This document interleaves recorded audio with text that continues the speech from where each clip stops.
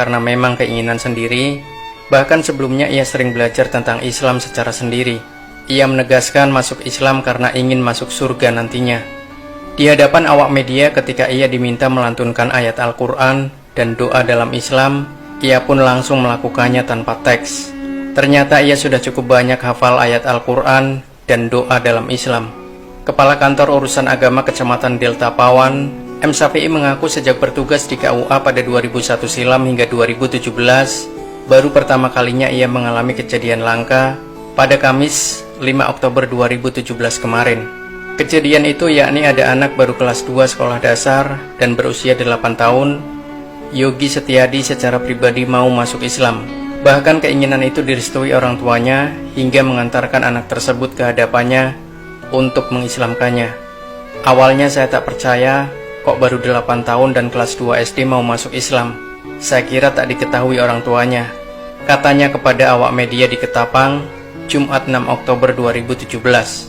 Namun ternyata anak itu didampingi ibu kandungnya langsung dan guru agamanya, serta disaksikan oleh 2 orang tetangganya. Mereka datang kemarin, Kamis 5 Oktober 2017, pukul 14:14 waktu Indonesia Barat, untuk mengesahkan anak itu beragama Islam, ucapnya.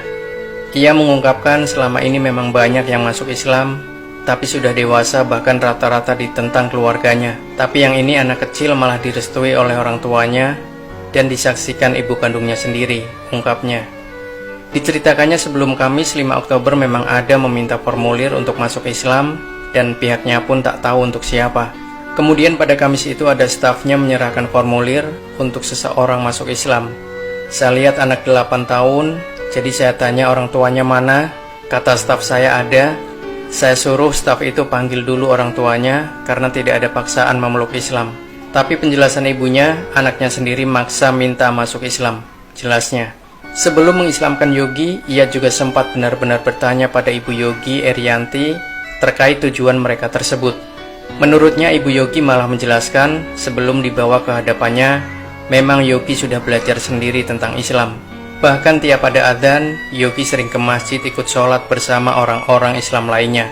Ketika diajak ke tempat ibadah ibunya, Yogi tak mau tapi malah sering pergi melihat dan belajar ke taman pendidikan Al-Quran di tempatnya. Syafi'i menuturkan bahkan menurut ibunya, Yogi minta disunat. Sebelum mengislamkannya, saya juga sempat mengetesnya untuk mengucapkan kalimat syahadat. Ternyata ia melafazkan lancar sekali bahkan tahu artinya, ungkapnya. Kemudian saya tanya apakah tahu membaca Al-Quran. Ternyata dia sudah banyak hafal ayat-ayat Al-Quran. Ia hafal surat Al-Fatihah,